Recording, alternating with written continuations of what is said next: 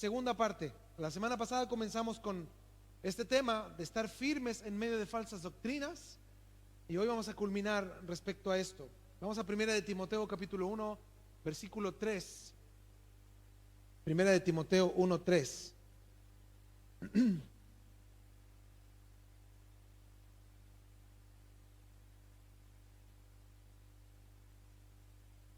Y dice así: como te rogué que te quedases en Éfeso cuando fui a Macedonia, para que mandases a algunos que no enseñen diferente doctrina.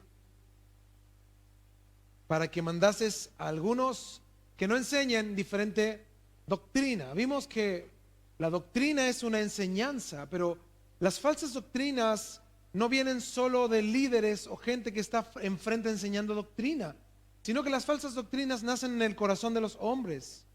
Y estas falsas doctrinas no tan solo vienen por falsos maestros, sino que también por falsos hermanos.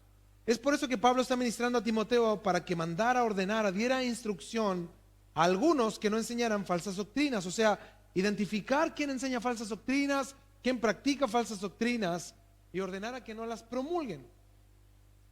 Entonces, es increíble, yo les decía la semana pasada, cómo podemos ver que en la iglesia primitiva las falsas doctrinas se introducían dentro de la iglesia a través del trabajo de Satanás. O sea, los miércoles nosotros estudiamos mucho más profundamente respecto al tema, pero vemos cómo Satanás se encarga de encubiertamente introducir ideas a los hombres para que los hombres compatibilicen con un falso evangelio.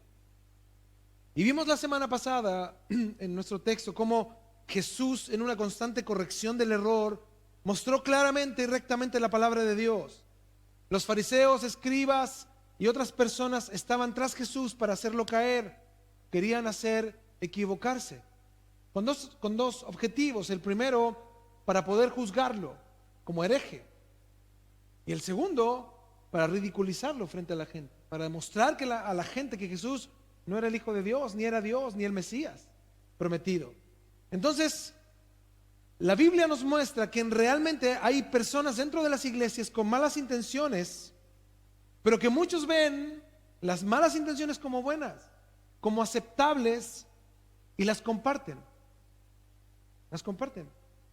Pero hay gentes que tienen malas intenciones porque su mente controla su corazón. O sea, la palabra de Dios no ha llenado su ser completo. Entonces, al no llenar su ser completo, no tienen temor de Dios. Y al no tener temor de Dios, cualquier idea que se les venga a la cabeza la introducen como doctrina, enseñanza, como un parámetro para ellos recto, que en realidad puede infectar y afectar a muchos. Es por eso es difícil estar firmes en la fe si no identificamos las intenciones de las doctrinas y de las personas. Porque si hay personas que tienen una doble intención respecto a algo que te digan, ten cuidado. ¿Te va a hacer bien? ¿Todo lo que oímos es necesario oírlo? Es por eso que la Biblia nos aconseja y nos explica cómo debemos de actuar. Vimos dos ejemplos la semana pasada de Jesús y hoy vamos a ver un tercero en Mateo 22, versículo 23. Y este es un ejemplo, a mí me gusta mucho estudiarlo porque nos aclara muchos conceptos y vemos cómo Jesús habla con claridad respecto a temas que hombres han tomado estos textos para introducir falsas doctrinas a la iglesia. Mateo 22, 23.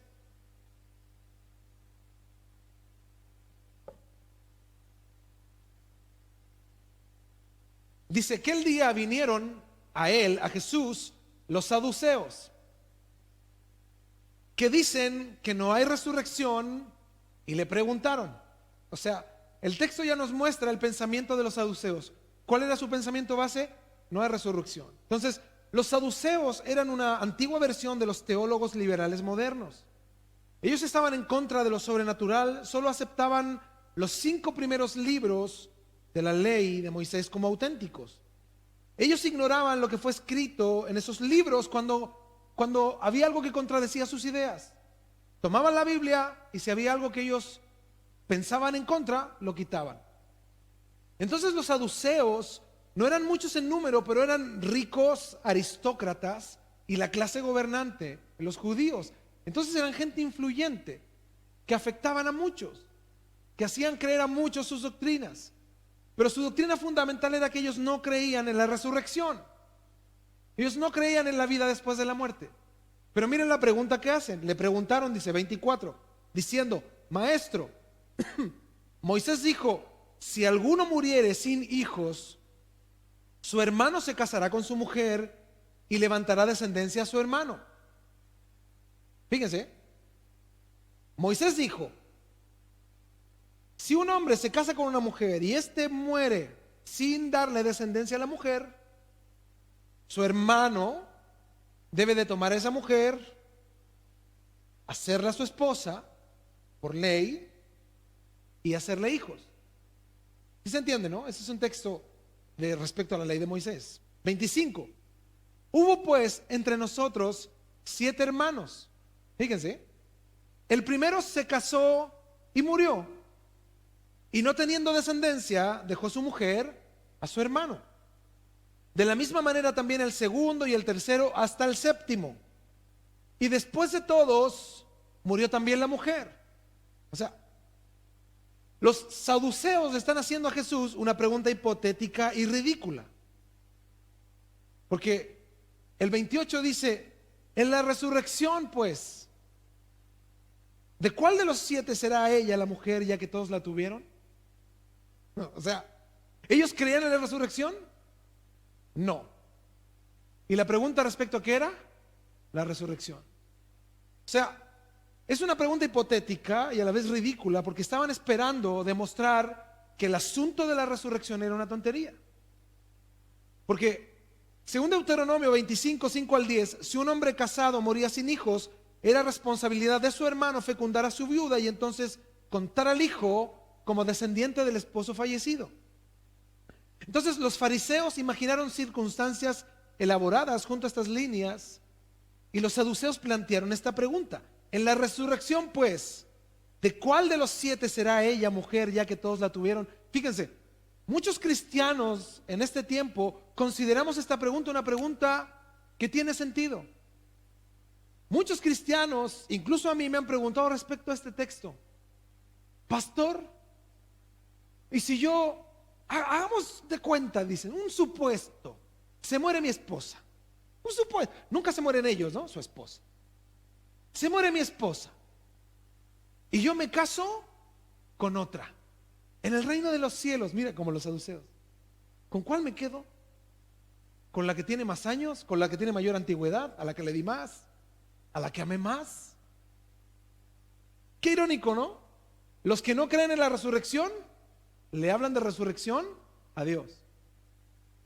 Lo único que querían hacer ellos era ridiculizar a Jesús. Y así hay muchos creyentes hoy que vienen a los liderazgos, a las iglesias, haciendo preguntas con el afán del ridículo, no con el afán del conocimiento o el entendimiento bíblico.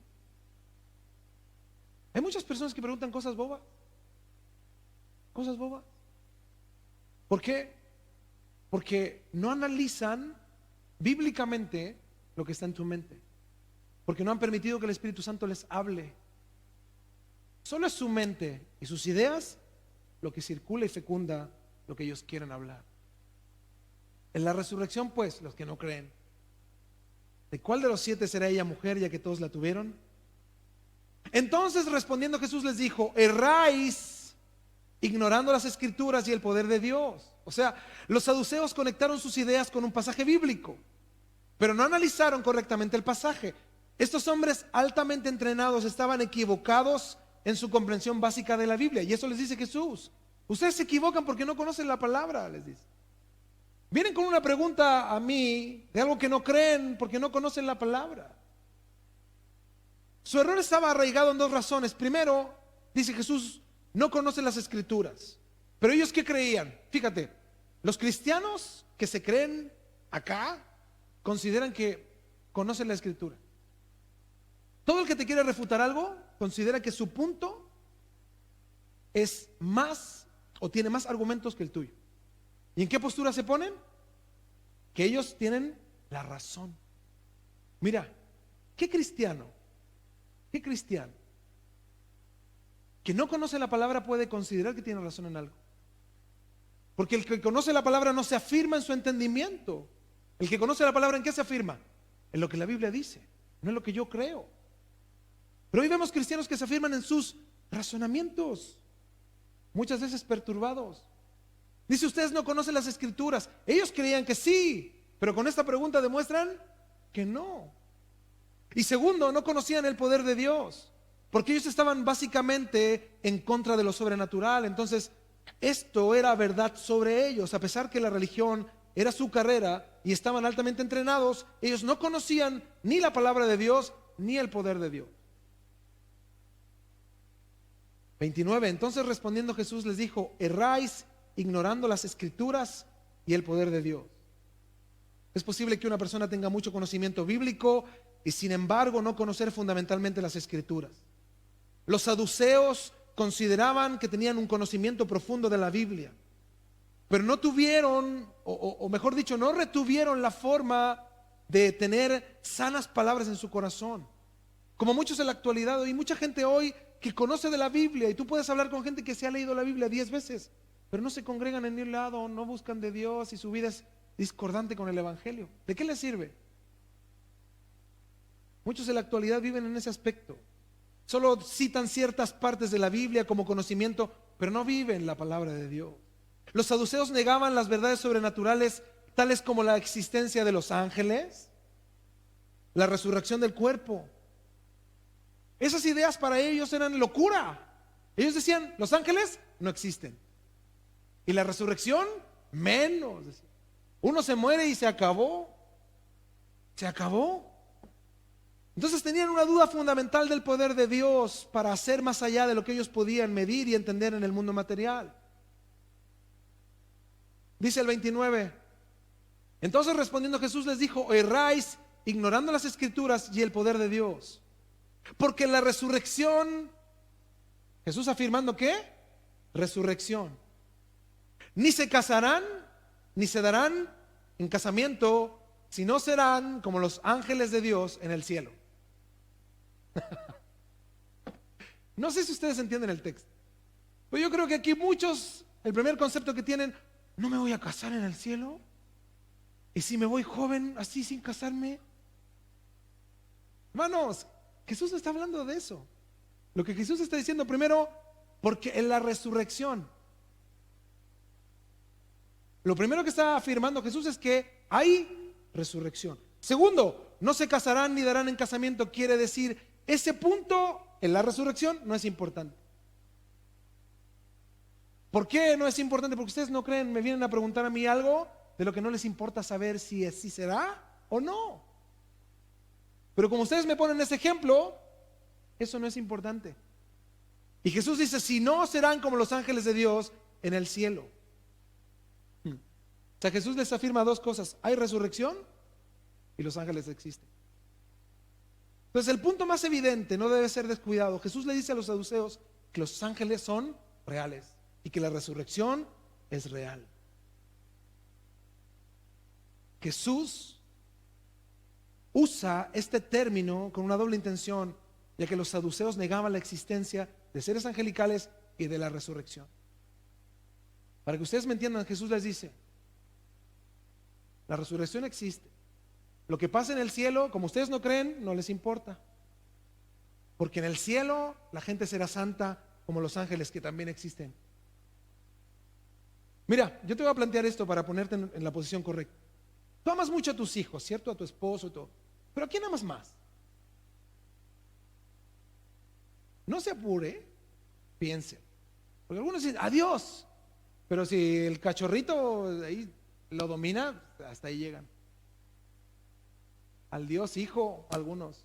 Al Dios Padre, a la Dios Madre, al Dios Hermano, al Dios Trabajo, al Dios Dinero. Hay muchos dioses. ¿A quién amas más? Por eso Jesús dice, el que quiere venir en pos de mí, el que quiere seguirme a mí, tiene que amarme más que todo. Porque mira, solo piensa en esto. Cuando lleguemos ante la presencia de Dios, de acuerdo a lo que Jesús enseña en su palabra, cuando vemos al rico y Lázaro, nos vamos a acordar de absolutamente todo. Vamos a conocer absolutamente a todos y a entender todo. O sea, a las personas que no hemos visto nunca los vamos a reconocer. No vamos a andar preguntando en el cielo, oye, ¿quién era Pablo? ¿Quién era? Oye, ¿quién era Pedro? Así piensan algunos, ¿no? No, una vez un hermano me dijo, lo primero que yo voy a hacer, pastor, lo primero cuando llegue al cielo, preguntar por los 12. ¿A dónde están? Qué tontera. Fíjate, cuando el rico muere, ¿a quién identifica? A Abraham. ¿Y a quién más? Y a Lázaro. Tu mente en el cielo va a estar completa. No vas a necesitar reconocer a nadie porque los vas a conocer. Y segundo, cuando estés en el cielo, mira, si la presencia de Dios es lo que más anhelamos, fíjate, ¿con quién vas a querer estar? ¿Con tu esposo? ¿Con tu esposa? ¿Con tus hijos? Hermanos, si tú vas con esa mentalidad al cielo, no vas a entrar al cielo. Porque el que no ame más a Dios que a todos, no es digno de Él. Tu anhelo debe ser y debes de entender que en el cielo no hay casamientos ni bodas, porque el mayor amor, la mayor pasión de los que están en el cielo, ¿sabes quién es? Dios. Por eso todo lo demás no es importante. No es porque vamos a ser asexuados, que no vamos a tener nada, que vamos a ser así, ¿cómo se llama esto? Como neutrales. Ese es el pensamiento humano. Es carnalidad. Porque piensas en la sexualidad posterior al cielo. Así algunos piensan, como vimos el miércoles, como dictan otras religiones y falsas y sectas que esperan que ellos mueran para poblar planetas, para poblar el cielo, con 1000 esposas, dicen algunos, otros dicen con un planeta entero de mujeres. Ese es un anhelo carnal, de considerar después de la muerte seguirte reproduciendo, pero por la carnalidad, por las sensaciones del cuerpo. Pero el que piensa en el Espíritu, ¿cuál va a ser nuestro anhelo en la presencia de Dios? ¿Cuál va a ser tu anhelo? ¿Las bodas del Cordero para ir a comer algo celestial? Hay hermanos que dicen, yo quiero probar el maná. Miren el anhelo que tienen. Hasta suena pervertido, hermanos, en verdad. ¿Cuál va a ser tu anhelo? ¿Cuál es nuestro anhelo de los creyentes? ¿Cuál es el anhelo de los creyentes de Dios? ¿Sabes cuál debe ser nuestro anhelo? Estar con Él. Estar con Él. Todo lo demás, mira, si en el cielo ya no hay llanto, ya no hay dolor, ya no hay enfermedad, ya no voy a tener la necesidad de alimentarme para poder tener energía, ¿qué más voy a querer hacer sino estar en la presencia de Dios? ¿Qué más? Entonces, por eso dice, ustedes erran, se equivocan porque no conocen la palabra. El que conoce la palabra entiende que cuando estemos con el Señor, mi esposa que me ama mucho, ella va a anhelar más estar con el Señor que conmigo. Y asimismo, yo y mis hijos van a anhelar estar con el Señor más que conmigo. Y si ese es un pensamiento de todos, estamos de acuerdo y estamos preparados para irnos con el Señor. Pero imagínate, hay algunos que se ponen tristes pensando eso. Ay, no me va a amar más que él. Ay, no va a llegar a la casa, va a estar adorando. Hermanos, qué triste tu vida. Qué triste tu modo de ver el evangelio. Básico. Es más, antibíblico. Por eso le dice a los saduceos, ustedes se equivocan porque me quieren venir a mí a tentar y a engañar con cosas que no entienden. Que no entienden. El hombre que anhele continuar su vida sexual en el cielo no es digno del cielo. Porque eso es completamente humano. Por eso el Islam, los mormones, todos ellos son contra Dios. Porque ese es su anhelo de ellos. Y así otros sistemas sectarios.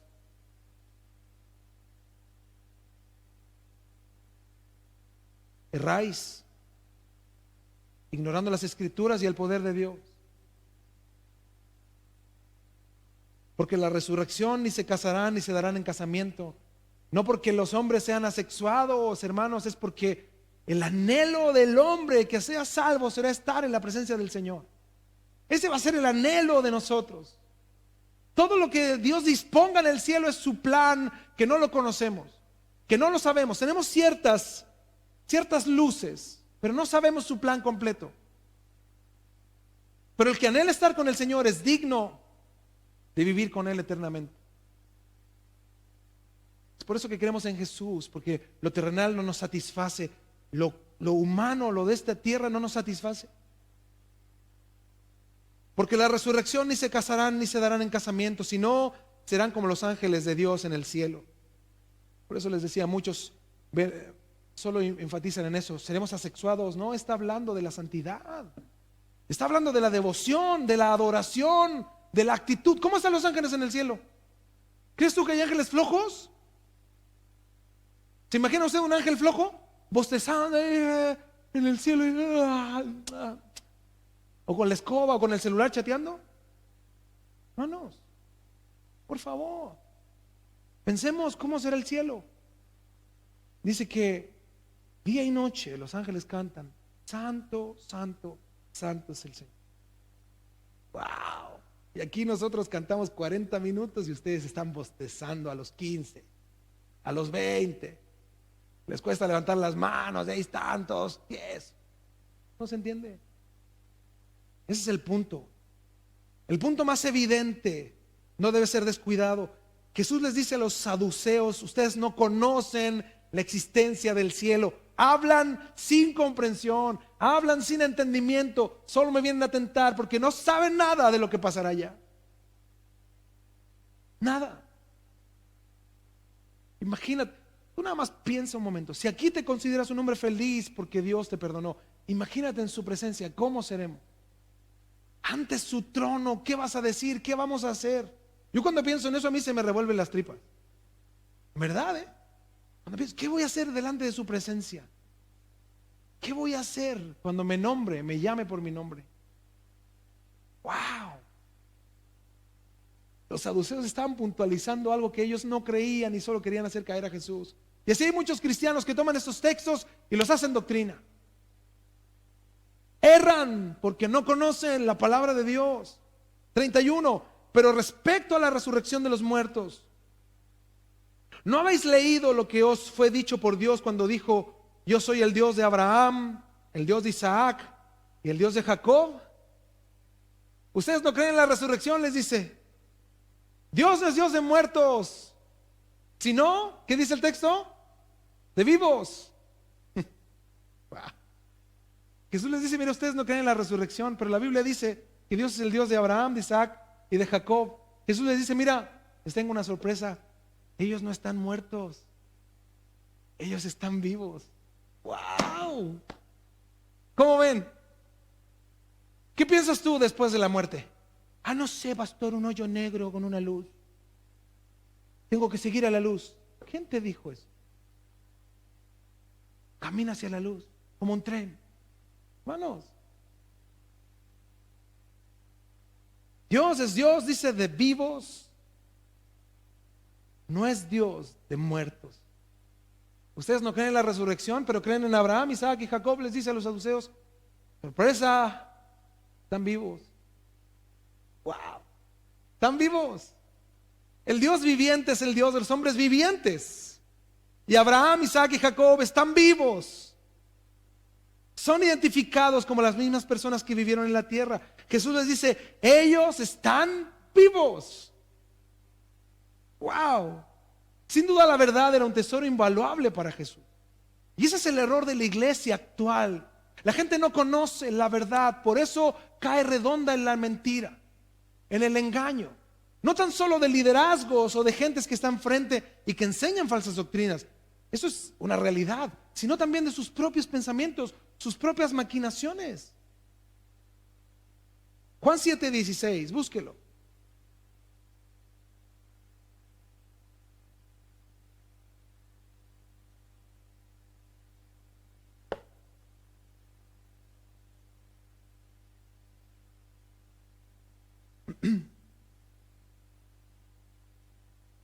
No creían en la resurrección y preguntaban de eso. Wow. Juan 7:16, Jesús les respondió y dijo: mi doctrina, mi enseñanza, no es mía, sino de aquel que me envió. El que quiera hacer la voluntad de Dios, conocerá si la doctrina es de Dios o si yo hablo por mi propia cuenta. Jesús diciendo, todas mis palabras no vienen de mis pensamientos. Todas mis palabras no vienen de un análisis personal. Todas mis palabras, mis enseñanzas no vienen de lo que yo resumo. Jesús dice, todo lo que yo digo y enseño viene de la palabra de Dios. Por eso el que conoce la palabra de Dios sabe si lo que yo digo es de Dios o si hablo por mi propia cuenta. Jesús nunca justificó, ignoró o de alguna manera toleró las perversiones doctrinales. Jesús motivó a sus oyentes a edificar sus casas sobre la roca, la verdad de su palabra, dice en Mateo 7. Entonces, si no identificamos nosotros las falsas doctrinas y las intenciones de quienes nos hablan que involucran doctrina, podemos dejar de estar firmes en la fe. Entonces, la falsa doctrina es cualquier idea. Fíjate, no es tan solo un mensaje de un pastor. Es cualquier idea que anula, contradice, agrega o quita a la doctrina dada en la palabra de Dios. Atento. Atento. Eso no tan solo puede pasar desde un púlpito a los congregantes. Eso también puede pasar entre congregante y congregante. Entre un falso hermano y un hermano auténtico. Entre un falso creyente y un verdadero creyente. Vamos a Gálatas 1:6.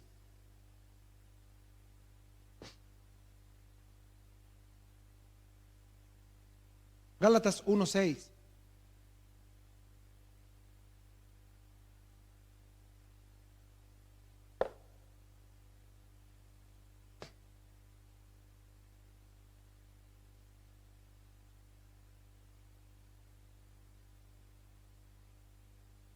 Dice, estoy maravillado, sorprendido, de que tan pronto os hayáis alejado del que os llamó por la gracia de Cristo, para seguir, ¿qué dice el texto?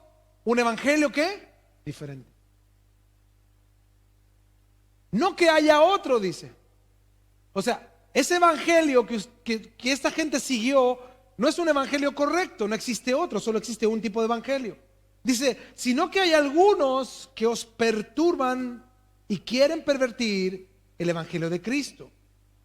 La Nueva Versión Internacional da un poco más de claridad a este texto. Dice así, me asombra que tan pronto estén dejando ustedes a quien los llamó por la gracia de Cristo para pasarse a otro evangelio.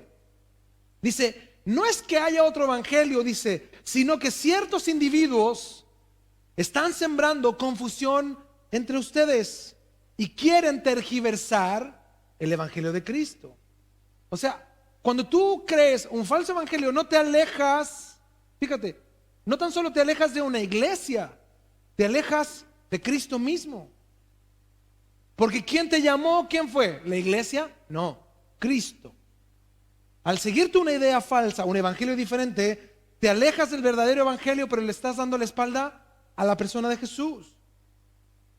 Y ese es el problema de las falsas doctrinas. Todo comienza con una idea de una persona que comienza a cuestionar ciertos asuntos bíblicos, comienza a rebuscar, comienza a convencerse de que sus ideas son más profundas que el mismo evangelio. Las personas se introducen en dogmas erróneos, se alejan de la profunda devoción a Cristo, de la sincera búsqueda del evangelio, se sienten mejores que Dios, se envanecen en sus ideas. Nadie los saca de ahí. Sus conceptos los consideran tan verdaderos que están decididos a promulgarlos y a contaminar a otros. Pero si tú lo analizas a la luz de la palabra, no son concordantes. ¿Cuál es el problema de eso? Es que los débiles, los ignorantes y los nuevos están expuestos. No sé cómo tú te consideres, si ya te consideras maduro y que ya todo lo sabes. Pero si no conoces de la palabra de Dios, estás expuesto a las falsas doctrinas. Segunda de Pedro 3:7. Segunda de Pedro 3:17, perdón.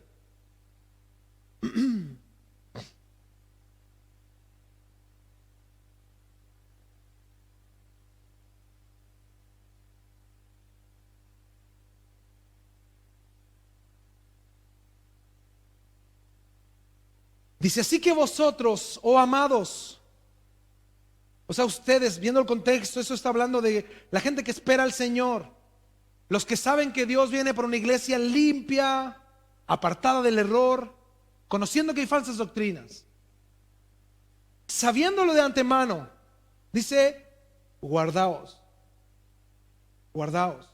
Esta palabra en el griego es filazo, que quiere decir vigilar ininterrumpidamente, como lo hace, dice, un militar que está de guardia. No se puede dormir, sabe que no debe dormirse, vendrá el momento de dormir, sí, va a luchar contra eso, porque debe vigilar. Hay momentos de debilidad de un guardia, claro, claro que hay momentos de debilidad. Mire, ¿quién puede vivir de día, dormir de día y vivir de noche? Es muy difícil. Y cuando lo haces, se te cambia el ciclo de vida. Después cuesta mucho dormirte de noche y vivir de día. Porque nuestro reloj biológico está diseñado para dormir de noche y estar haciendo todas nuestras cosas de día. Biológicamente así Dios nos diseñó. Por eso la palabra dice, guardaos, vigilar ininterrumpidamente, incluso en los momentos de debilidad. Como lo hace un militar de guardia, también como lo hacen los pastores con sus rebaños, atentos de día y de noche, cuidando lo que se tiene. Esta palabra guardaos habla de los creyentes que debemos de estar alertas, porque el que no está alerta es presa fácil del error, de falsas doctrinas, de abandonar la fe a causa de creer lo que es una idea humana, porque está tan centrado en sí mismo y cree tanto el error, y al no estar firme en la fe está dispuesto y disponible para Satanás. Guardaos, no sea que arrastrados por el error de los inicuos caigáis de vuestra firmeza. No sea que tú que temes a Dios seas arrastrado por alguien que no teme a Dios. Qué triste es eso, ¿no? ¿Saben qué parábola dejó Jesús respecto a eso? La del trigo y la cizaña. En medio de lo bueno siempre habla malo. Pero Dios dice, hay muchas veces que no se puede sacar la cizaña del trigo, porque así mismo puedes sacar también trigo. Por eso que la iglesia debe estar alerta, guardaos, filazo, atentos, atentos. Al ver lo que la palabra enseña y darnos cuenta que hay tanto error, ahora yo quiero hablarles de algunas doctrinas evidentes. No voy a hablar de las comunes o las tan comunes, porque ya son algunas que ustedes ya conocen, pero yo quiero nombrar algunas doctrinas que hoy están infestando la iglesia y los corazones de los hermanos, para que ustedes estén en alerta. Hay doctrinas que a lo mejor ustedes se van a sorprender, pero son realmente actuales y están en la iglesia actual hoy. Y te invito a que analices si practicas alguna o compartes alguna. El día de reposo riguroso. El día de reposo riguroso es una doctrina que hoy se está insertando en la iglesia, de que debemos de cumplir el sábado. O sea, de que la iglesia de este tiempo debe de cumplir con este aspecto de la ley. Es más, ellos consideran que el sábado no debe de hacerse absolutamente nada. Fíjate, erráis porque no conocen las escrituras. ¿Sí le dijo Jesús? El día del Señor. Nosotros entendemos lo que es el día del Señor, ¿verdad? Algunos no. Algunos de ustedes no. Algunos sí. El día del Señor. También está la confesión obligatoria de todo pecado personal a un discipulador o a un profeta. Esa es una doctrina de algunas iglesias, que tú debes de confesar todos tus pecados personales a alguien para ser perdonado por Dios. Fíjate, es como los curitas, un confesionario. Eso falta hoy en día, ¿no? Confesionarios. Pero ¿sabes lo lamentable de esto? Es que ocupan eso después en tu contra. ¿De eso nutren sus mensajes? Pues sí. ¿Saben lo que la gente hace? Y saben con qué amenazarte. De eso nutren sus mensajes. Pero para ellos es una doctrina bíblica, dicen ellos, pero no es bíblica. Otra, prohibición de algunos o todos los instrumentos en la adoración. Así hay iglesias. La batería es del diablo. Y los pobres bateristas, ¿no? El bajo es del diablo. La guitarra eléctrica es del diablo. El piano es del diablo. El micrófono es del diablo. Pero la tele para ellos no es del diablo, ni la radio, ni su teléfono. Todo eso es de Dios. Fíjate, mucha gente provoca prohibición de algunos o todos los instrumentos en la adoración. Pero no leen el Salmo 150. ¿Sí se lo saben? ¿Saben cómo es la adoración a Dios? ¿Cómo adoraba Israel? Todos piensan que adoraba Israel sin nada, así, puras panitas. No, leen el Salmo 150. Alabad a Dios en su santuario. Alabadle la magnificencia de su firmamento. Alabadle por sus proezas. Alabadle conforme a la muchedumbre de su grandeza. Y empieza, alabadle a son de bocina. Alabadle con salterio y arpa, con cuerdas y flautas, con címbalos resonantes, con címbalos de júbilo. Todo lo que respire, dice, alabe a Jehová. Y termina, aleluya. ¿Imaginan el ruido que era eso? Pero hay hermanitos delicados hoy. No, es mucho ruido. Hermanitos, vamos a trasladar a Israel de ese tiempo. A ver qué le parece. A usted va a ser el único. Y lo van a sacar del pueblo por fome. Ahí estaré adorando ahí, todo tieso. Pero la gente dice, es que yo adoro así. Mi ser interior está así. ¡Ah! Pero yo estoy así. Mira, ¿eso qué es? Una doctrina aquí. Pero es la realidad, es lo que Dios demanda de ti. Mira, mi esposa recién dio una reflexión que para muchos nos anima. Porque podemos entender algo que olvidamos. Pero ¿cómo deberían de ser nuestros cultos? Mira, si Dios te perdonó, Dios ha provisto tus necesidades. En la semana hubieron accidentes, gente murió, tú no, estás aquí entero. Tus hijos están sanos. En la mañana orábamos por una bebé de 1 año y medio con virus sincicial. Los tuyos están bien. Pero te quejas igual. ¿Cómo debería ser nuestro tiempo de adoración? Tenemos un hermano que se cortó el tendón de Aquiles. Ahí, saludos a Javier. Tu pierna izquierda, ahí está. A él le gustaría estar aquí, pero no puede. Tiene que someterse a los tratamientos. Pero ¿cómo estamos nosotros? ¿Cuál es nuestra actitud en la adoración? Entonces imagínate, a esto súmale que hay ideas y doctrinas que prohíben a las iglesias incluso tener instrumentos. Hay iglesias donde prohíben celebrar fiestas de año. Por ejemplo, la Navidad dicen que es del diablo, que el árbol es de Satanás. Y nosotros hacemos un análisis claro. Hay cosas que no son de Dios, pero ¿con qué intención pones un arbolito en tu casa? ¿Para adorarlo? Es que el árbol es de Satanás. Sí, es que eso lo crean los impíos. Hermano, ¿no? Yo no pongo nada, yo no hago nada, pastor. Yo sé que la Coca-Cola es del diablo.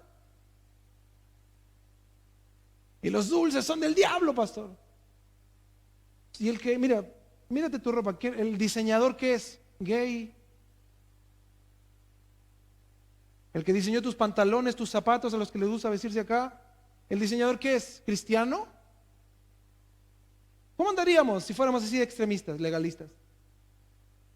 El día de tu cumpleaños, ¿por qué lo celebras entonces? ¿Eso no es de Dios? El día de la madre, ahí están las mamás esperando, ¿no? El sábado de la noche que les llegue algo. Y los papás el día del también. El diablo, eso es del diablo. Fíjate, pero son algunas cosas, otras no. El día del pastor, ellos sí lo celebran. Y el pastor lo llenan de flores, ¿no? Colosenses 2:16 dice: por tanto, nadie os juzgue en comida o en bebida. Aquí está hablando de las tradiciones. Está hablando de gente que quería imponer la ley en lo que comía. No, cerdo es del diablo. No coman cerdo. Es del diablo, es cochino, asqueroso, Satanás.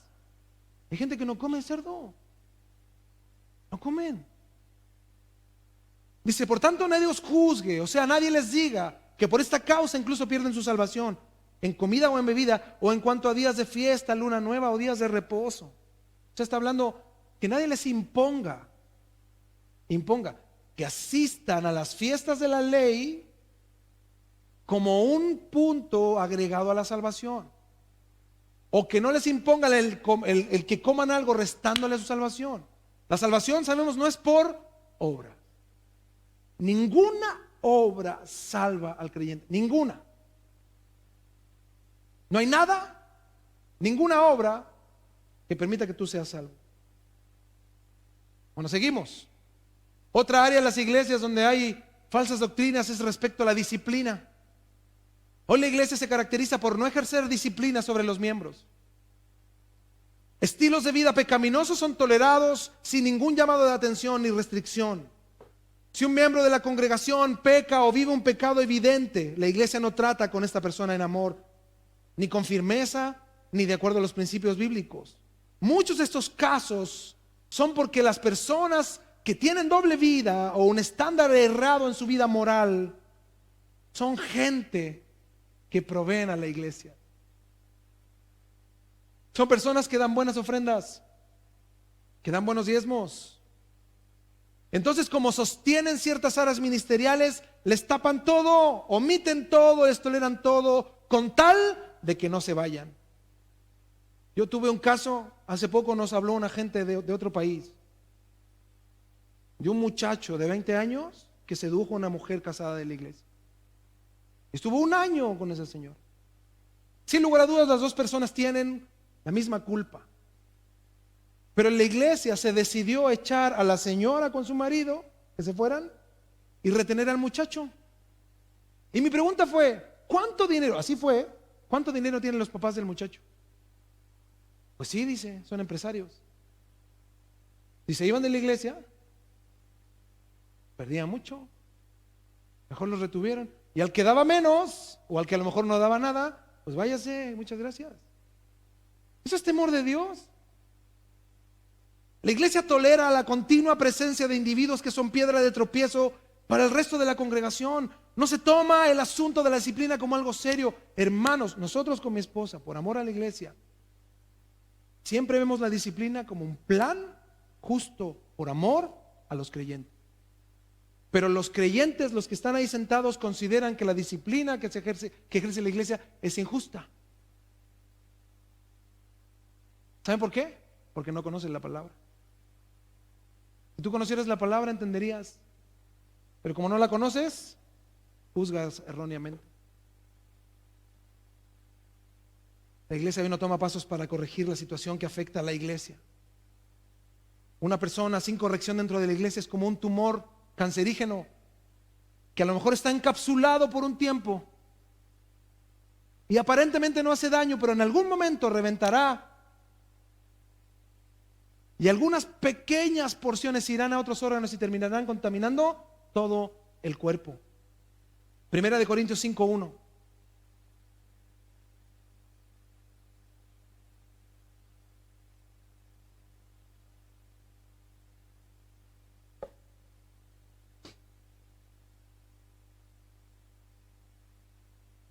De cierto se oye, o sea, esta es una realidad que yo sé, dice Pablo, que hay entre vosotros fornicación, y tal fornicación cual ni aún se nombra entre los gentiles. O sea, lo que está pasando en la iglesia afuera no pasa, ni con la gente del mundo pasa, dice, pero pasa en la iglesia.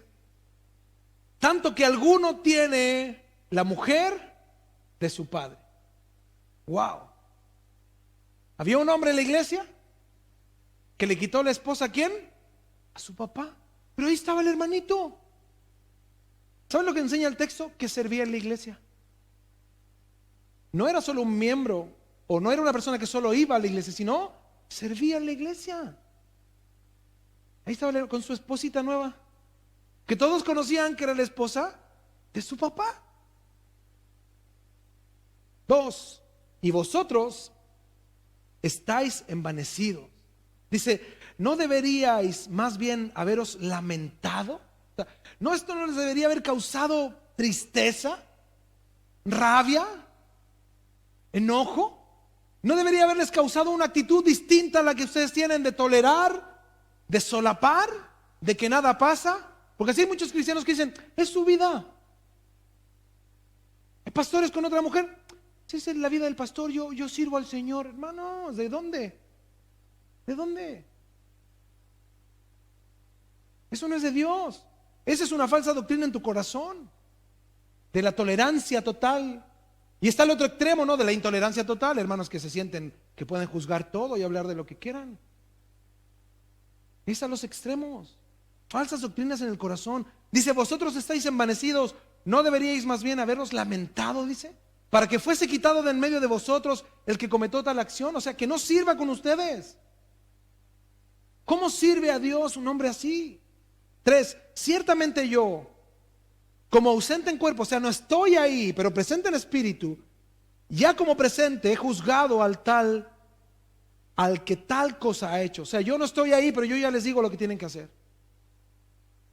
En el nombre de nuestro Señor Jesucristo, o sea, tengan temor de Dios, dice.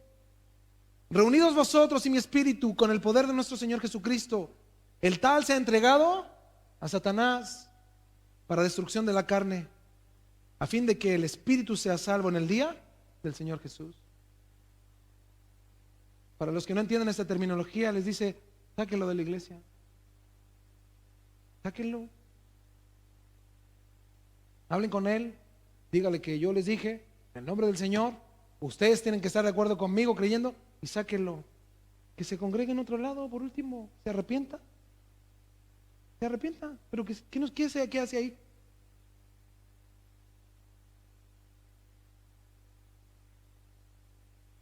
La inmoralidad,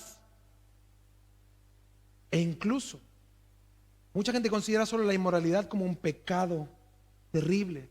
Pero hermanos, no hay peor pecado de lo que hablamos hoy en día en la oración. Para los que no vienen a la oración no saben de qué estoy hablando. Es aprender a frenar nuestra lengua. Ese es el peor error dentro de la iglesia.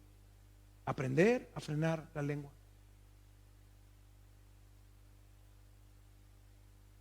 Otro aspecto es un sobreénfasis en el dinero. Hoy vivimos un sistema enfatizado en el evangelio de la prosperidad, que es la artimaña más usada en la iglesia actual. La idea de que cuando más dinero usted dé, más Dios le va a retornar. Y este es un truco preferido para vaciar los bolsillos de los creyentes. Los predicadores distorsionan varios pasajes bíblicos para justificar esta enseñanza y así embaucar a los oyentes. Esto ha generado dos polos. Y este es el error de esta falsa doctrina, porque yo sé que muchos aquí sí la practican, el de la prosperidad. Y ahora van a saber por qué. Porque esto genera dos polos. El primero es el que cree esta falsa doctrina y da para tener más de Dios. Creen que mientras más den, Dios más les da. Mientras más dan, más les da. Y creen que Dios tiene así como un tabulador, ¿no? Como Herbalife. Mientras más inscribes, más rédito tienes. Y está el otro extremo, los dolientes. Es que la teología de la prosperidad no me ha afectado a mí y ahora no doy nada. Fíjate, estás infectado por la misma falsa doctrina. El que da lo que le pidan, si te piden tu auto lo das, tu reloj lo das, tus joyas las das, porque crees que Dios te va a dar por medio de lo que das. Y el que no da, porque considera que la doctrina le afectó. Fíjate, igual te afectó.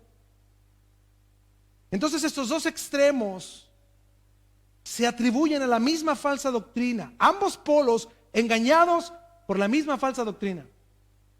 Ambos. ¿Por qué la iglesia? Fíjense, nosotros hemos crecido por lo menos el triple en los últimos 2 años. El triple.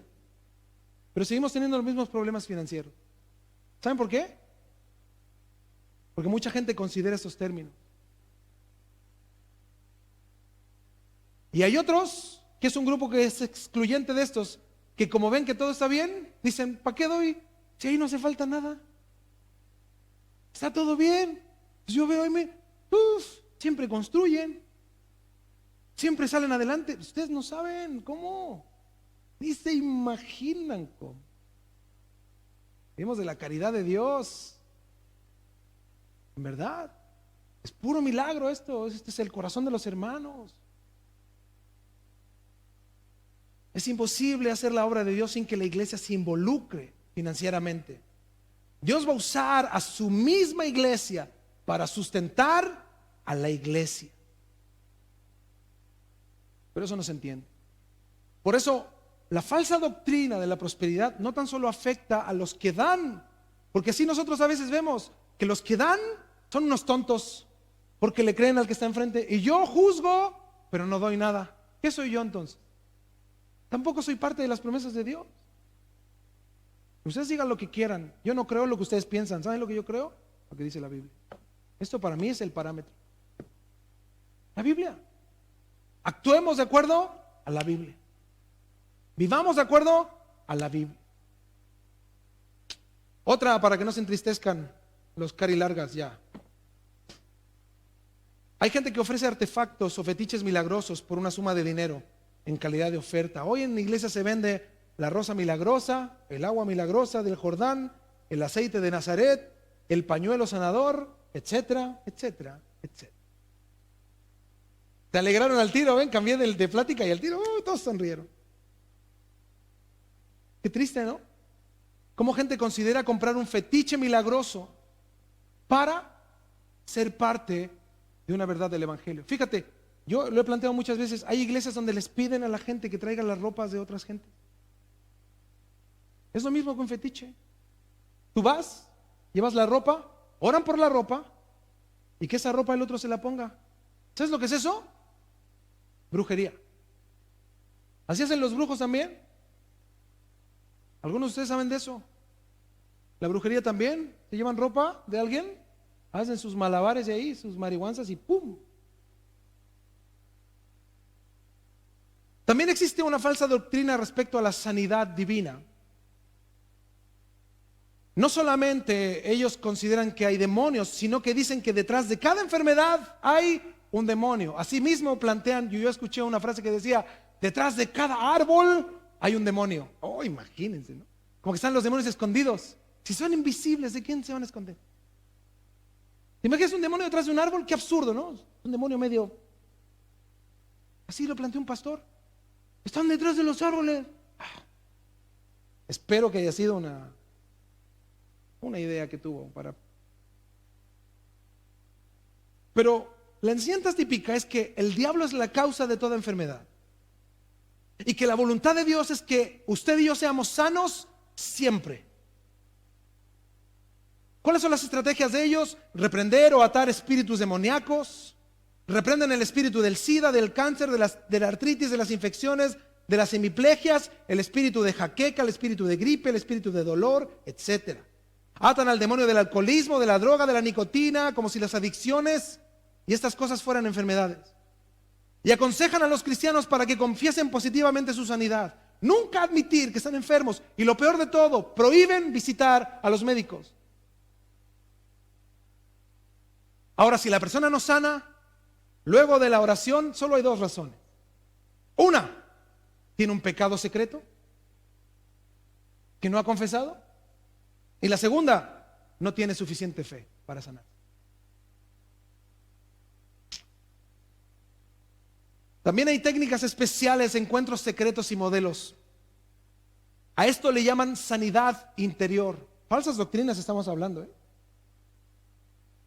Ellos usan una técnica de consejería cristiana, enseñan que el cristiano continúa arrastrando traumas y dolores del pasado que deben de ser tratados con un estímulo a la regresión. Buscan y generan gentes que sean parte de grupos o lo hacen individualmente con consejeros y empiezan a preguntarle, ¿y usted qué hacía antes? ¿Y usted de dónde viene? ¿Cuál es su trasfondo familiar? Su papá, su abuelito, su tatarabuelo, su tatarabuelo, el español que vino acá y que fundó Chile, ¿qué relación tenía con usted? Y empiezan a indagar. Se estimula al creyente a revivir escenas del pasado en diferentes situaciones. Yo he visto pastores orando por gente, a ver, como un niño, cuando eras un bebé, hermanos. Y les instan a recordar el mal que hicieron en algún momento de su vida o el momento donde tuvieron conflictos. El creyente es disuadido a sentir el dolor y la agonía de esos momentos. Los animan a describirlas públicamente y conectarlas con problemas en su conducta y su carácter en el presente. Esta es una combinación nociva de psicología freudana, de Freud, con visualización y relacionado con el ocultismo y la brujería. La idea es que el cristiano debe de sanar antes de seguir adelante con su vida cristiana. ¿Y saben cómo le llaman a estos tiempos? Encuentros. Esta es una negación del poder de Cristo y la suficiencia de la Escritura para tratar con la persona convertida. En muchos casos los secretos develados en estas reuniones son usados luego por los líderes para chantajear al cristiano y tener control sobre ellos. Les hablan de maldiciones generacionales y otro nombre que le dan ahora, la línea de iniquidad. Ya mencionado anteriormente, es la enseñanza aberrante de los problemas de la vida del cristiano. Si el cristiano tiene una enfermedad, pobreza, desastres naturales, mala fortuna, vicios, problemas de carácter, lo atribuyen a maldiciones generacionales. Todo, dicen ellos, es consecuencia de una maldición generacional, a veces proferida por muchas generaciones atrás. Y los que creen esto, por lo general, también practican la liberación de demonios o la falsa guerra espiritual. Este sistema sobre todo lo usa el G12 y el gobierno de 12, los encuentros. Es un método que pretende dar crecimiento acelerado a las iglesias. Realizan estos encuentros de carácter secreto con regresiones al pasado, hasta el vientre de la madre en muchos casos. Traen a la memoria los pecados del pasado públicamente, momentos de meditación, técnicas psicoterapéuticas. Se capacitan en este campo, hacen jurar que no van a develar lo que vivieron en el encuentro. Eso les dicen. Vas a ir con nosotros, vas a experimentar algo, pero no lo digas. ¿Por qué no lo digas? Porque ¿qué hacen? Nadie puede hablar lo que vio ni lo que escuchó en los encuentros, porque ahí les hablan de la doctrina de la prosperidad, liberación de demonios y otras doctrinas y prácticas opuestas al evangelio. Brujería en la iglesia. Y los cristianos toleran la brujería. ¿Saben lo que hacen cuando hacen esos encuentros? Caminitos con velas, una cruz encendida en fuego. Tú te pasan una lista con tus pecados que tú apuntes, una lista así bien grande. Y ahí ponen cuadraditos, ¿no? Por ejemplo, adulterio, y tú tienes que poner tin, fornicación, tin, mentira, tin. Y ahí están los hermanos tachando, a ver, ¿son mentirosos? Más o menos, sí, tin. Ahí están, completando su listita.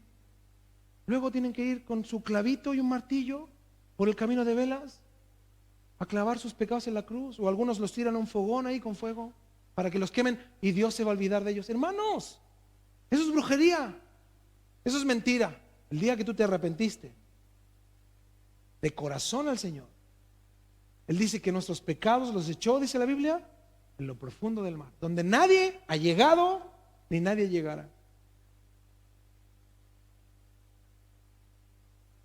Otro problema hoy es la desnutrición bíblica en una iglesia, la llamada doctrina chatarra. Confesión positiva, reclámelo, confiéselo, evangelio de la prosperidad, avivamiento de la risa, sujeción a la autoridad por completo, sanidad de la expiación, atar, desatar demonios, las maldiciones generacionales que les contaba. Debido a esto, usted puede confirmar conmigo que la sociedad cristiana está llena, inundada de pastores, maestros, profetas y evangelistas. Usted levanta una piedra, salen 10. ¿En serio? A mí me escriben al Face de la iglesia, estimado pastor de Casa de Oración Santiago, siento del Señor que me invite a su iglesia. Tengo una palabra de Dios para usted. Imagínense, yo ni los conozco y quieren venir aquí. ¿Pero saben por qué quieren venir? Porque ven los videos. Antes, cuando teníamos la iglesia chiquitita, nadie quería venir.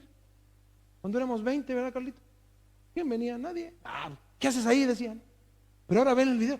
Ay, si el pastor se le va bien. Eso creen. Eso creen. Ahí van. Estimado pastor, en el nombre del Señor, soy profeta internacional a las naciones. Sáquese de qué. Está plagado de maestros, pastores, evangelistas que tienen poco entrenamiento teológico, poco conocimiento de la historia de la iglesia, ninguna preparación. Es más, ni siquiera tienen llamado. Y todas estas carencias son transmitidas a la iglesia como consecuencia natural. Y la iglesia que es dirigida por estos hombres, es igual de debilucha. Otra falsa doctrina sobre el Espíritu Santo. Hay un sobreénfasis en los dones del Espíritu Santo, especialmente en lo relacionado con las lenguas y el don de profecía. El problema con las lenguas o de las lenguas es la inexistencia en algunos círculos de que el don de lenguas es la evidencia de que el cristiano ha sido elevado a un plano superior de santidad y poder. O sea, los que hablan en lenguas son más santos que los que no. Y ahí tú vas a iglesias donde escuchan lenguas, pero porque ellos creen a través de sus falsas doctrinas que eso es santidad a Dios. Asimismo, como echan lenguas en la iglesia, afuera echan sus garabatos, sus groserías. Y te puedo asegurar que más rápido baten la lengua afuera que adentro. Existe una tremenda presión grupal en algunas iglesias para que los cristianos sean introducidos a hablar en lenguas. Como resultado, muchos creyentes fingen hablar en lenguas. Escuchan una palabra, alaba, y ahí están, alaba. Fingen. ¿Por qué? Para que los demás consideren que esta persona es más elevada espiritualmente hablando. Los creyentes procuran fingir para integrarse al resto de la iglesia, evitar ser vistos como diferentes o menos espirituales. Mucho de lo que pasa hoy en las iglesias por este don es una repetición fingida o un balbuceo incoherente. Hermanos, eso no pasa tan solo en la iglesia cristiana. El budismo, el islam también hablan en lenguas. Los Hare Krishnas hablan en lenguas.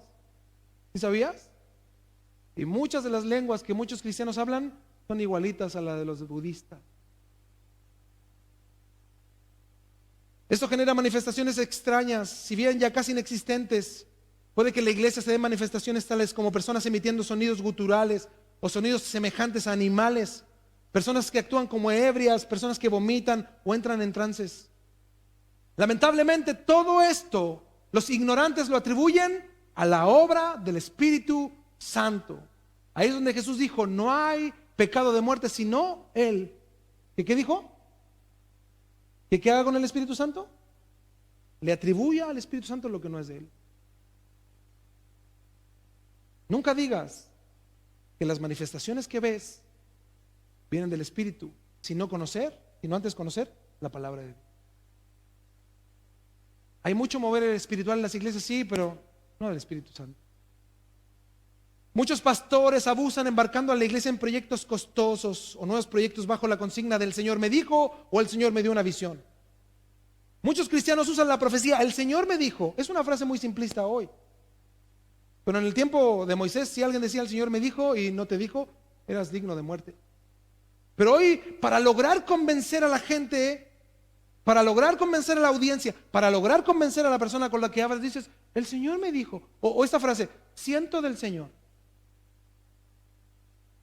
El que dice eso tiene temor de Dios. Mucha gente habla cosas con cristianos generalmente susceptibles, que les encanta saber hechos futuros que luego no ocurren. O algunos le dicen en el nombre del Señor a algunos tomar decisiones equivocadas en sus vidas, o acusan de pecado a otras personas.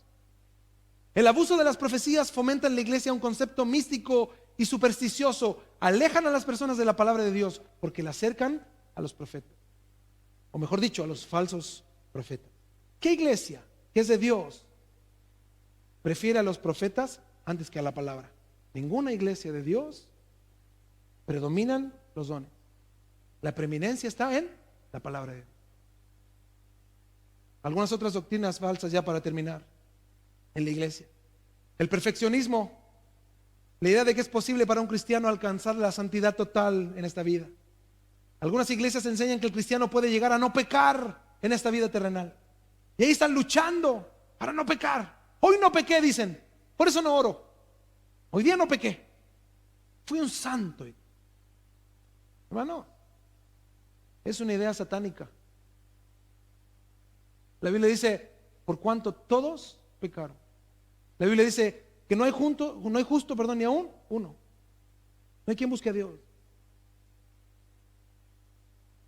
La teología de la liberación, enseñanza y orientación práctica que se enfoca en el logro de la justicia social o participación política de la iglesia.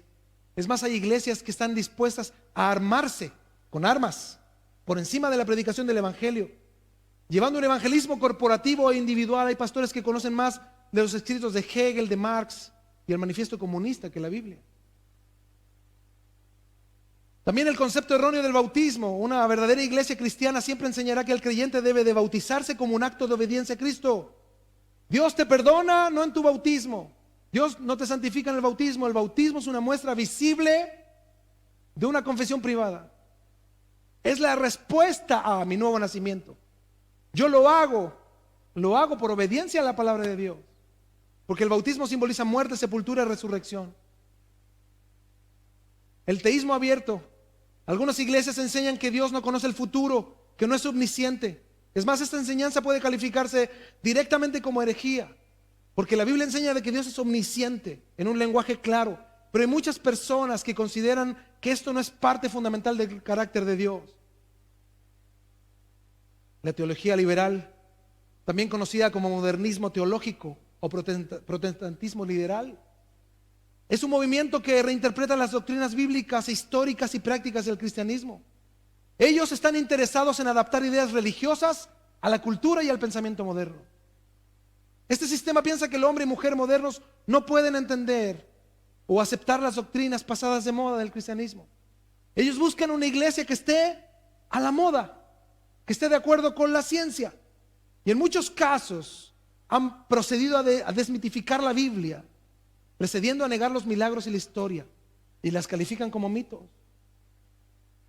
Ellos niegan, por ejemplo, el nacimiento virginal de Jesús, la deidad de Jesús, la resurrección corporal de Cristo, la historicidad de la creación, la autoridad mosaica del Pentateuco, los milagros de la Biblia, el sacrificio expiatorio, etcétera. Muchas doctrinas. Y el preterismo total, que aquí es donde ya nos fuimos y nos saltamos la barda. Esta teoría argumenta de que toda la profecía bíblica ya se cumplió. Nada está en el calendario profético. El surgimiento del anticristo, la tribulación, el rapto, la segunda venida del Señor y la resurrección de los muertos ya ocurrieron. Es más, en el año 70 después de Cristo. Los preteristas niegan la futura segunda venida de Cristo y la resurrección de los muertos. Dicen que solo es un hecho histórico. Algunas enseñanzas típicas de estos grupos son la negación de la Trinidad. Solo creen en Dios como uno. El modalismo, por ejemplo, Jesús es el Padre, el Hijo y el Espíritu Santo, una sola persona que usa diferentes títulos en el transcurso de la historia. Bautizan en el nombre de Jesús solamente. Cualquier otra fraseología usada durante el bautismo anula el acto. Hablar en lenguas para ellos también es una prueba de que la persona es salva. Y por último, el tipo de iglesia que muchos buscan hoy, llamado Seeker Sensitive Church, o iglesias para buscadores. Este tipo de iglesia procura que sus cultos y actividades sean más atractivos al mundo. En estos lugares la iglesia puede ofrecer carruseles para niños, caballitos y juegos para los más chiquititos, clases de aeróbicos, café de Starbucks dentro de la iglesia y hamburguesas de McDonald's. ¿Para qué? Para que los maridos de las hermanas que no se congregan vayan con ellas. Y tienen cómodos sillones y pantallas grandes para que ellos puedan ver los partidos de fútbol mientras sus esposas se congregan. Es más, hay iglesias que tienen área de fumadores.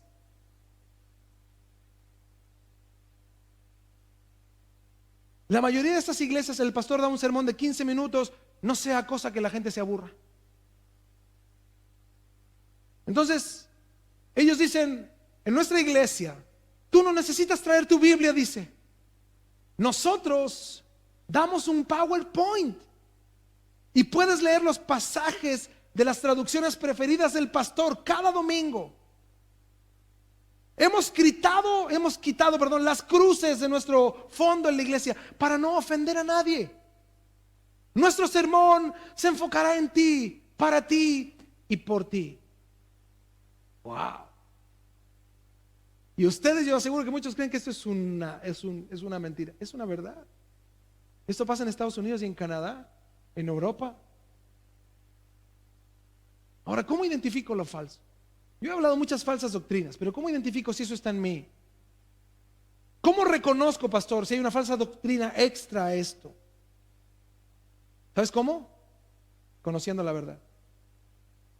No hay más. ¿Se imagina nosotros diéramos un curso como ya lo hicimos de falsas doctrinas? No acabaríamos nunca. Estaríamos por lo menos unos 2 años cada miércoles aquí, hablando de las falsas doctrinas. Pero ¿cuáles te han tocado? ¿Cuáles te han infectado? Muchas, sin lugar a dudas, muchas. Dice la Biblia que nosotros conoceremos la verdad y la verdad nos hará libres. Pero este conociendo la verdad no habla de un entendimiento intelectual, habla de una vida, vivir la verdad, creer la verdad y amar la verdad. Para terminar, Tito 1:15, búsquelo por favor.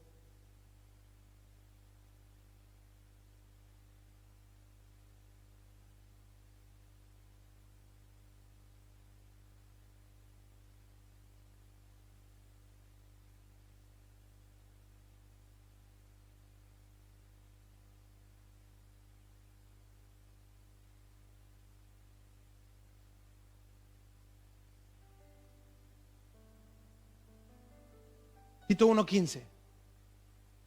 Estamos invadidos, hermanos, de falsas doctrinas. Invadidos. Invadidos. Incluso yo estoy seguro que tú crees algunas. Estamos invadidos de mentira. Invadidos de falsedad. Invadidos. Y el problema es que esto genera, ¿sabes qué? Falsos hermanos. Genera gente que empiece a buscar ya no a Dios. Se empieza a buscar la autosatisfacción. Como esa iglesia que para los chiquititos tenía carruseles, hamburguesas, café. Por si no querías entrar al culto, afuera te podías entretener. O sea, la idea es no irte de la iglesia. Pero ellos le atribuyen santidad a un lugar físico, le atribuyen salvación a un lugar físico. Hermanos, esto no salva a nadie. Lo que salva es la palabra de Dios en mi corazón. ¿Y sabes lo que genera la palabra de Dios en mi corazón? Humildad. Humildad. Porque me doy cuenta que estoy equivocado. Y cuando me doy cuenta que estoy equivocado, me inclino ante la grandeza de Dios. Yo sé que Él es tan grande, yo soy tan limitado, soy tan poco ante Dios. ¿Qué puedo yo sentirme de algo correcto que yo pueda saber? Sino que estar expuesto a la verdad. Por eso dice Tito 1:15, todas las cosas son puras. ¿Para quiénes? Para los puros. Más para los corrompidos e incrédulos nada les es puro. Aquí está hablando de las cosas de Dios, no de una generalidad. Aquí está hablando de las cosas de Dios son puras para los puros. Porque el que entiende que las cosas de Dios, ¿de quién vienen? De Dios, no de los hombres. Más para los corrompidos e incrédulos, mira, nada, ni las cosas de Dios les son puras. Pues hasta su mente y su conciencia están como corrompidas. La Biblia dice, quienes no han sido renovados en su mente y su corazón por medio de la palabra de Dios, buscarán caminos diferentes al del Evangelio. Buscarán la excusa, el facilismo, la conclusión personal. Nunca actuarán de acuerdo a la palabra, sino de acuerdo a su mente, a sus ideas. La palabra de Dios para ellos no es tema. Aunque Él lo diga, no es tema. ¿Cuál es el resultado final? 16. Profesan conocer a Dios, pero con los hechos, ¿qué dice el texto? Lo niegan. Siendo abominables y rebeldes, reprobados en todo, o reprobados, perdón, en cuanto a toda buena obra. O sea, hasta lo bueno que hacen, lo hacen por algo. Hasta las cosas aparentemente buenas tienen un doble sentido. Profesan conocer a Dios, pero con los hechos lo niegan. ¿Saben lo más grandioso de la palabra de Dios? Es que nos dirige a los cristianos a no tan solo oír, a no tan solo a ver, sino a dirigirnos por el tiempo. La única manera en que yo pueda ver si alguien es de Dios o no es de Dios, no es por lo que yo simplemente siento, no es por lo que simplemente veo o escucho, sino es por medio de el tiempo. El tiempo me muestra quién es de Dios y quién no es de Dios. Por eso dice, con sus hechos, con sus acciones, con cómo tú lo ves conducirse, cómo tú lo ves hablar, cómo tú lo ves platicar en la iglesia, fuera de la iglesia, en su vida natural, cómo actúa delante de los hermanos, detrás de los hermanos, qué actitud tiene. Eso te muestra quién es de Dios, quién no es de Dios. Ellos pueden decir que sí y lo dirán. Además, muchos de ustedes pueden decir que sí son cristianos, pero ustedes con sus hechos lo niegan. Y eso es lo que hay que aprender a ajustar. Si tú estás dispuesto a arrepentirte de todo tu corazón, si tu vida no muestra a Cristo, pero dices conocerle, dices que oras, que buscas, que crees, que tienes fe, pero tu vida muestra que nada de lo que tú dices es cierto, arrepiéntete. Arrepiéntete. Que Dios nos ayude, mis hermanos, a dejar de ser primero esta clase de falsos cristianos, de purificar nuestro corazón y nuestra mente en la palabra de Dios, para estar firmes en la fe. Y asimismo, Dios ilumine nuestro entendimiento para tener cuidado de las falsas doctrinas que nos rodean, que nos acerquemos más a Dios, y que Dios ponga a nuestro alrededor gente que le ame a Él con todo su corazón, no gente que nos arrastre contra Dios, sino gente que ame a Dios. Si esa es nuestra oración constante, ¿sabes lo que va a hacer Dios? Dice que Dios ama la paz de sus siervos, y Dios se va a rodear de gente que le ame. Dios te va a rodear de gente que le busca, gente que te va a animar, aunque veas cosas que no están bien. Gente que te va a animar, te va a levantar. Gente que te va a hablar de acuerdo a la palabra de Dios, no de acuerdo a su mente, a su corazón, a sus tripas. Hermanos, estamos a tiempo de arrepentirnos. Póngase de pie. Firmes en medio de falsas doctrinas. Qué difícil. Porque muchos de nosotros, muchos de ustedes han nacido en iglesias inundadas de falsa doctrina, que les han hecho creer tantas cosas, o arrastramos estas ideologías desde atrás. Lo que debemos de hacer es lo que dice la palabra: derribar argumentos y toda altivez que se levanta contra el conocimiento de Cristo, y llevando cautivo nuestros pensamientos, nuestra mente, dice la palabra, ¿a qué? A la obediencia a Cristo. Oremos. Señor, te damos gracias porque tú eres tan bueno con nosotros, Señor. Muchas gracias por tu misericordia, tu amor, tu bondad, por tu palabra, Señor. Ayúdanos, Jesús, a vivir tu palabra. Estamos hoy rodeados, Señor, de tanta falsedad, doctrinas falsas tan evidentes, pero hay otras que están tan insertas dentro de la iglesia que la consideramos muchas veces, y las hemos considerado buenas doctrinas. Por eso perdónanos, Señor.